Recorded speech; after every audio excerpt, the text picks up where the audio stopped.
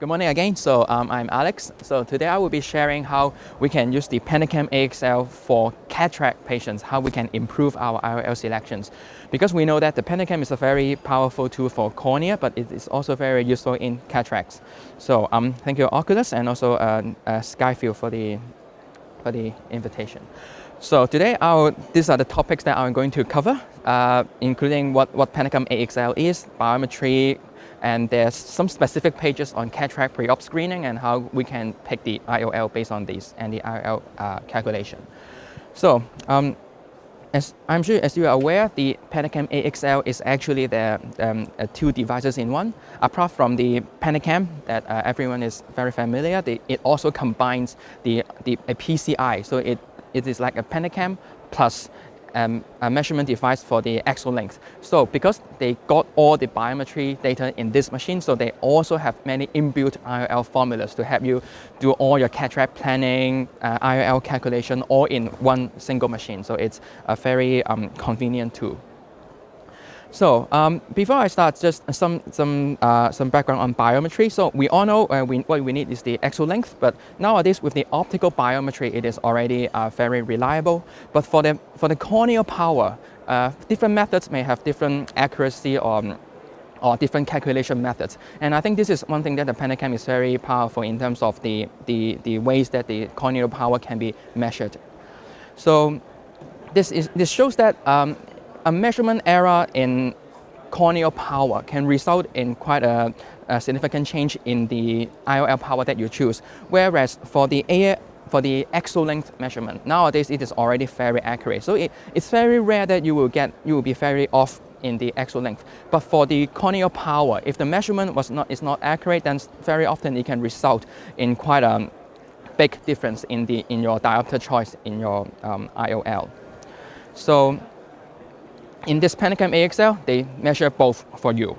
For the axial length, basically the technology is just like the other PCI devices, like for example, the IOL Master. The advantages are same as those, that no corneal indentation is required, and it also measures along the facial axis. So it will be particularly useful in patients, say, in high myopia, etc. And the measurement, it's very simple. Usually for any routine measurements, they will align the eye 6 times and make 6 different measurements. And sometimes if the measurements are not reliable, they will light it up, so you can just put the mouse there and it will pop up to say what's the problem, and the machine will suggest you whether you need to repeat the testing or not. So some other choices. Sometimes if the patients are say very elderly, less reliable, you can also choose not to realign every single measurement, so the measurements can be performed in a faster way. So it's quite convenient. And this is the thing I just mentioned. If they are like not very cooperative, then you can deselect this box and it will be much faster. And usually, I think the recommended way is to take around to select the 25 images option. So it only takes a very quick, very few seconds. Even some very elderly patients, we are able to do a very reliable measurement. So apart from, and when we are doing the measurements, sometimes you can also put on some special remarks regarding whether the eye has any special status or other corneal status. This is just mainly to alert the surgeon during the surgery that some other things that we have to pay attention to. So the axial length part is that was the axial length part, and for the corneal power, it is what we are more concerned about regarding the IOL accuracy. Because this was some data a few months back when we first got the machine. I just compared it very briefly with the IOL Master that we used to do. The axial length both machines are very, very close to each other. But sometimes in certain cases, you can see the corneal power measurements. It can differ by up to from 0.5 to 1 diopter in the IOL selection. So this is just highlight what I mentioned earlier, that the corneal power measurement, it's what I think the Pentacam is very useful in this aspect. So for the corneal power measurements, we know that for many machines, the K, the so-called K that we get is actually just the measurement of the anterior surface only. And they have made assumptions that based on the constant anterior and posterior corneal relationship, that by measuring the anterior curvature, we derive the whole corneal power. So these are based on assumptions only. But nowadays, more and more cataract patients, they have previous corneal refractive surgeries, and all these assumptions are no longer valid. So we know that nowadays, for more accurate corneal measurements, there are other factors that we have to consider, and this include, for example, measurement of the posterior curvature as well, and also that we need to know the refractive index from air to cornea and from cornea to the aqueous, and also to consider other like the corneal thickness and all the refractive effect. So in most machines, say if you say for the traditional keratometry, they only give you the anterior measurement. But in Pentacam, they have many different corneal power options that you can choose. And for example, the SIMK is similar to what other machines give you, the anterior surface, but it also gives you other corneal power like the true net power and the total corneal refractive power. So very often when we get the machine, there's different corneal powers. So which one should we choose for our IOL calculation? So first, I would briefly explain what these corneal powers are about. As I said, any kind of measurements, they would of course take into consideration the anterior curvature. This is the key part. But then for the posterior surface, as I said, the usual SIMK, it does not include the posterior surface. But in the true net power and the total corneal refractive power, they have taken into account the posterior surface. Next is the true refractive index. That is, they have taken into account the refractive index when the light refracts from the air to the cornea and cornea to the aqueous. And also the Snell's law, because when the light ray enters from the center and enters from the peripheral cornea, it has a different angle of incidence. So this in the total corneal refractive power, it also takes into account the Snell's law. And finally, it's also the corneal thickness, because as the light travels through the cornea, whether it's thicker or thinner, it will also affect the corneal power measurements. So from this table, we can see that what factors has been taken into account in those different corneal power measurements. So, but bear in mind that if you are in a very simple, straightforward case, virgin cornea, no previous corneal surgery, and you are using the so-called traditional formula like the SRKT or the holiday formula, we should stick with the usual SIMK, because in these formulas, they have already assumed that we are only measuring the anterior cornea, and they assume the constant anterior-posterior cornea relationship. That's why for this true net power or total corneal refractive power, although they are a better measurement of the corneal power, but they should not be used in those so-called traditional IOL formulas such as the SRKT or the holiday formula. But this formula will be very useful in other cases, like when you are using other formula for toric calculations, or in post-corneal refractive surgery eyes, and I will explain them later on in the later slides.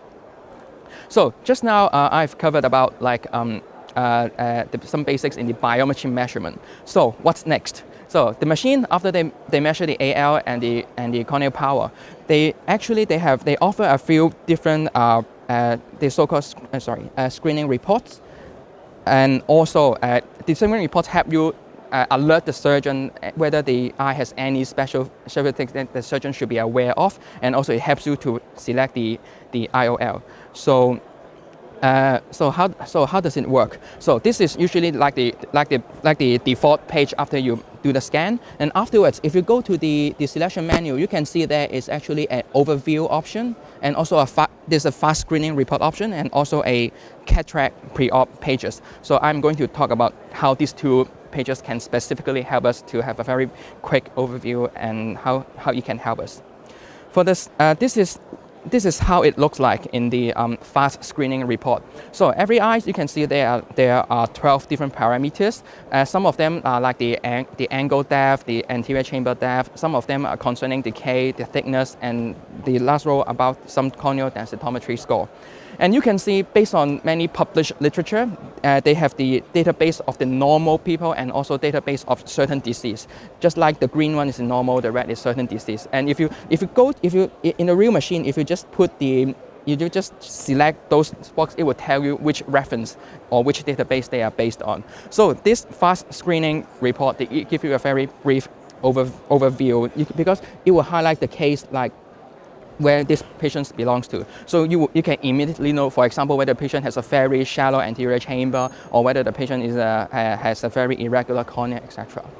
So the next thing we should, and you can see these highlighted boxes. In fact, during the fast screening report, if there are any parameters that are so-called in the abnormal category, then it give you a shortcut to the page that it will tell you more detail about why it is not within the normal range. Okay, so after the fast screening report, the next thing we can do is, this is just like the BAD display. I'm sure all refractive surgeons are very familiar, but even in cataract patients, sometimes they may have undiagnosed keratoconus, and in those cases, very often they may have maybe some irregular astigmatism. So by picking up an undiagnosed keratoconus, it can help us manage the patient's expectation and also to avoid some of the premium IOLs, because those will not be suitable for these cases.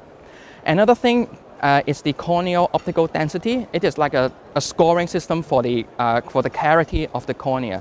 So sometimes, for example, if pre-operatively they are in elderly patients, say the cornea is already a bit haze or some corneal edema, then we can show it to the patient that we know your cornea is not, there's some for example corneal haze, and it helps us again to manage the expectation of the patient. And in fact, there are also some recent publications showing that in patients with Fuchs corneal dystrophy, the corneal densitometry score is also higher than the normal population. So this is another way that helps you detect something that you might have missed during the slit lamp examination. And the next thing is we also look at the shine flood images, and the PNS is the Pentacam nuclear score. It is basically a scoring system for the density of the cataract. Again, you can use this to explain to the patient, or it can even help you whether you need to adjust like the settings of your phaco machine before you do the surgery. And in this example, you can see in this example the eye, the anterior chamber depth and also the chamber volume, it's very abnormal, because this eye is actually, if you look at the shine flood images, the anterior chamber is very shallow, and because this patient actually had a previous history of acute ankle closure glaucoma. So you can see that by looking at the fast screening report and all the shine flood images, it again alerts the surgeons that, for example, in this case, we have to be more careful with the previous ACG condition. So this is just now what I've covered is during the fast screening report, how it can help us to alert certain special scenarios for the cataract patients. Okay, so after looking at the fast screening report and checking whether the patient had any special things, the next thing is the IOL selection. This few slides just shows that what is the Pentacam nuclear score. Okay, so the next thing it's on IOL selection. So in the IOL selection, we want to, because nowadays there are so many IOL available, especially like premium IOLs. But why does some patients may be unhappy after they are implanted with multifocal IOLs? Now we know because maybe patients, they have a very high irregular astigmatism or other high order aberrations. And if the machine can help us identify this group of patients, then we can avoid implanting these premium IOLs in these patients who may be more likely to have less satisfactory results. So the Pentacam, they have a suggested 4 steps that we should look for, and these 4 steps can all be detected on the cataract pre-op display. This is another display on the machine that you can select from the menu bar. Okay, so in this cataract pre-op screening page, it has the shine flood images. You can choose different cuts of the image, and it also shows free maps, including the XL map. So it can help you see, for example, a patient with high astigmatism, you can quickly screen whether they are regular or irregular. And it also has the total corneal refractive power map. For example, in some patients with prior corneal refractive surgeries, and then this then this map can help you, can highlight this condition, because sometimes the patient may just have forgotten to tell you that they had a prior LASIK, and so this will be very helpful to detect those cases. And also the pachymetry maps. And if you look at the right bottom corner, there are the number of parameters, which include the like the usual corneal power, and also it also highlights some of the other high order aberrations and the corneal spherical aberration parameters here. So this is a very comprehensive board that includes most of the data that you need in IOL planning. So the way we do is first we look at the high order aberrations, then we look at the axial maps. Thirdly, we look at the spherical aberration, and then finally we can look for the cylinder. And this is the suggested 4 steps in your premium IOL selection. The step 1 is the high order aberration, because we know that if the eye has for example a pterygium or say some mild corneal scar that causes a very irregular astigmatism, then the patient will have high order aberrations. And if we implant a multifocal IOL in these eyes, then it would further increase the aberration of the eye, and this patient would tend to be less satisfied with the premium IOL results. So we should avoid implanting such IOLs if the patient has a very high total high order aberration. So take this for example. This is just the magnified version of the right bottom boxes. We can see that this patient, the total HOA is less than 0.3. It means that the high order aberration is relatively low. So in these cases, there will be a better candidate for the multifocal IOL implantation. And one more thing, when you are consider a multifocal IOL, in the Pentacam, they cannot directly measure the angle kappa, but they can give you the chord distance, which is the distance between the pupil center and the corneal vertex. And for this chord distance, it's actually very similar to the concept of angle kappa. And if this distance is high, again, the centration of the multifocal IOL will be a problem. And again, we should avoid multifocal IOL if a patient has a very large chord distance. So if you are planning to implant a multifocal IOL, remember to look at the total high order aberration and also the chord distance. The second thing is we look at the free maps on the cataract pre-op display, and this mainly shows up that, for example, in a patient with a high cylinder, if there's a very regular bow tie on the axial map, then they are good candidates for toric IOL. But if it's very irregular, then we shouldn't put in a toric IOL because it won't help you correct the irregular astigmatism. Okay. So the third thing is we look at the corneal spherical aberration. Okay, so nowadays for monofocal IOL, we always talk about we put in an aspheric IOL. So what actually is an aspheric IOL and how it helps us to improve the quality of vision? So first, we should know for the average corneal assay of the patient, it's maybe around 0.3 microns. And if we put in a spheric IOL, sometimes it will increase the overall aberration of the eye, and the higher the aberration, then there will be loss of quality of vision, especially the contrast sensitivity and the nighttime vision. Okay, so many aspheric IOL, it won't increase the overall assay of the eye, and in fact, many aspheric IOL models it has a negative assay effect, so as to decrease the overall assay of the eye after the surgery. So by knowing the patient's pre-op corneal assay and by planning what type of IOL we put in, then we can sort of predict the overall final total assay of the eye. So for example, you can, if a patient has say 0.3 of a corneal assay, and if we put in a lens that minuses 0.28 of the assay, then the resultant spherical aberration will be very close to 0. But sometimes we don't want to aim at a directly zero assay, because without any spherical aberration in the eye, of course, there would be a very good contrast sensitivity. But then without any assay, the depth of focus will be compromised, because with any tilt or any decentration of the lens, the image quality can degrade quite a lot. So in fact, many surgeons, they are advocating that we should leave behind a little bit of spherical aberration, say leave around plus 0.1 to 0.15, because by doing so, we still have a good contrast sensitivity, but then the depth of focus, even with a monofocal IOL, will be slightly improved compared with no assay at all. If you look at this, this diagram, in an eye with a little bit of plus residue spherical aberration, you can see that the peripheral light will be focused in front of the retina, but then the light ray from the center part will be focused right on the retina, so they can still see a clear image.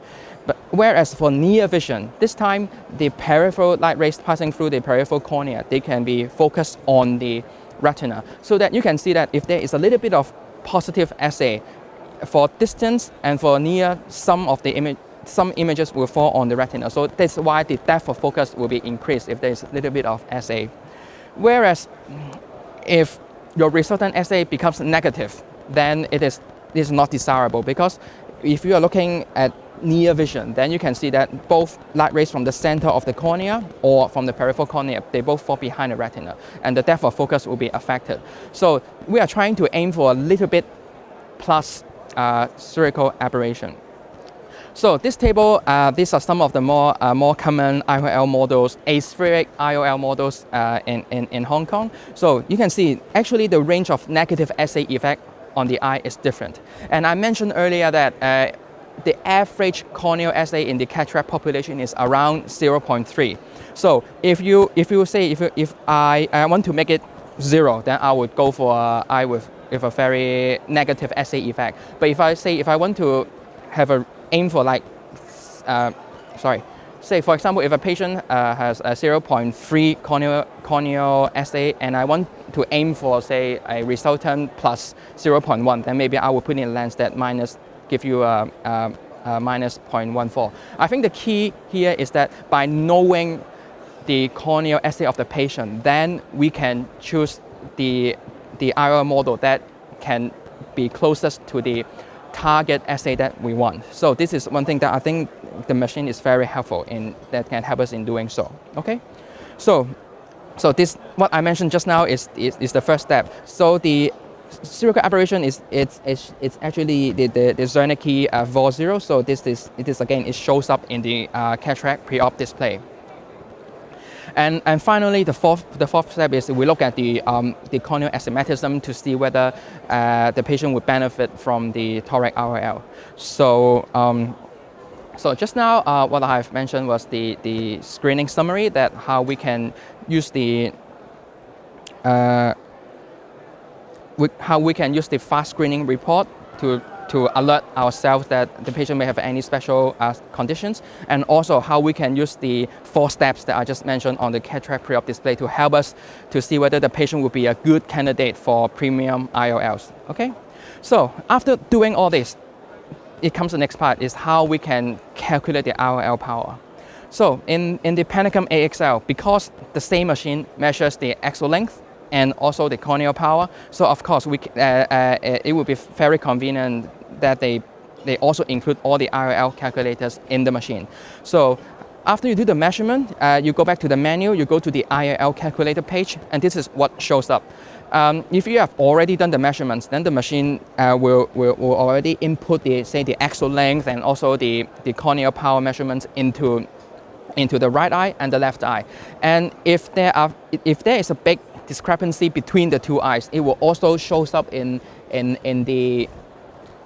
this box, so that it will alert the surgeon whether some measurements should be repeated, or whether the patient really have, for example, anisometropia, or amblyopia, etc. Okay, so this just shows that, yes, this is an example showing that if the axial length is very different among the two eyes, it will show up on this IOL calculator as well, so as to alert the surgeons of some potential problems. Okay, so So if I go back to this page, you can next see that there are several tabs available on the screen, and it includes options for your usual monofocal IOLs, and also for toric cases, and also for post-refractive cases. And when you set up the machine, you can pre-input all the common IOL models that you use in your clinic, and also your so you can select from this bar, like you might be playing for this type of IOL or another type. You can just select them very conveniently from the bar. And for the IOL formulas, again, many of the commonly used formulas, they are all available in this machine. What I find particularly useful with this IOL calculator are two cases, including patients with toric IOL or patients with post corneal refractive surgery. Because in these special cases, for example, in the eyes with previous corneal refractive surgeries, they have included some formulas that are suitable for these cases. For example, they have for say previous LASIK or previous RK, they have the Potvin-Sharma-Hill formulas that are already inbuilt into the machine, and they also have the Barrett formula that is also very reliable in these cases. So, because previously I mentioned that in typical routine cases, say SRKT or holiday formula, we use the SIMK. But in these formulas, say the Potvin-Sharma-Hill, the corneal power they need is not the SIMK, but for example, in this example, the Potvin-Sharma-Hill, they need the true net power of the cornea. But because the true net power is already measured in the Pentacam, so if you select this IOL formula, the machine, it will automatically pick up the corneal power that is required for this formula for you. So it avoids any error, so you don't need to manually select which corneal power to input into the formula, because the machine, it already picks it up for you, okay? So this is one thing that can avoid many error in the IOL calculation, especially in a very busy cataract clinic, okay? So, and also apart from post-corneal refractive surgery, for toric IOL, again, they have the Barrett formula and also the Safini toric formula. In the Safini toric formula, it uses the total corneal refractive power. And again, if you select this formula, the machine will automatically select the TCRP with the appropriate zone size of measurement and into the formula. So again, it avoids manual error during the IOL calculation. Okay. So say for example, in this case, from the XL maps, total corneal refractive power map, and the corneal thickness, we know that the patient had a previous myopic laser surgery. So in this case, when I go to the IOL calculator, I will just click on the post-refractive surgery tab, and then in that page I can choose whether I want to use this, say for example, the Barrett TrueK formula, or whether to use the Potvin-Sharma-Hill formula. Okay, so in fact, for the IOL available, they have formulas for previous RKs and also formulas for previous myopic LASIK. And these formulas, in fact, have already been well established and published in the literature, showing the reliability of these formulas. Okay, for example, if you don't have any historical data, there has a paper showing that this Potvin-Sharma-Hill that is available on the Pentacam, it has a very reliable result in patients with prior myopic LASIK or PRK. Okay, and sometimes if you like to use the ASCRS online calculator, in fact, if you look at the Pentacam, it asks you to input the TNP, and the TNP is also again used for the Sharma formula in these post-myopic refractive cases. Of course, apart from the formulas that are available in the machine, if you do not want to use them, you want to use other, say, other formulas, the Pentacam, it basically gives you all different corneal measurements, those that I mentioned, like the TNP or the TCRP. And you can also choose different zone sizes, say whether it's measured based on a 2 mm, 3 mm, 4 mm. It just gives you all options available. So if you are not going for the more convenient options, but you have your own formula, then the machine, they give you all the measurements, so you can pick whichever you want. And they also have the holiday EKR reports if you prefer that measurement. So this is for previous laser surgery on the cornea. And for toric IOL, again, now from all the symposiums and the instruction courses, we know that one most important factor is the posterior effect of the posterior corneal astigmatism. In the Pentacam, the TCRP, it helps you to directly measure the total corneal power, which has taken into account the factor from the posterior cornea as well. So by using formulas that has taken into account the effect of the posterior cornea, then the results will be more reliable. And for this aspect, I think right now they have the Savini toric formula, which needs TCRP, which has taken into account the posterior cornea, and they will also have the Barrett's formula. So with the toric IOL calculator, this is how the printout looks like. It shows you that the side of the eye, all the parameters, and also all the spherical power and the toricity that is required from the formula.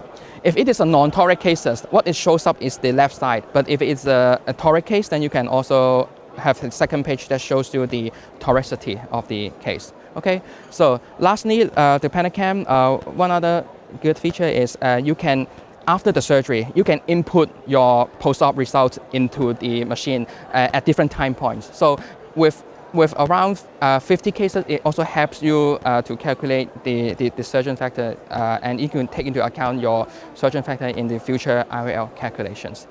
So, so this is basically what I covered today. So thank you very much. And if you have any other questions, just feel free to discuss with us or with other Pentacam experts here. Thank you very much.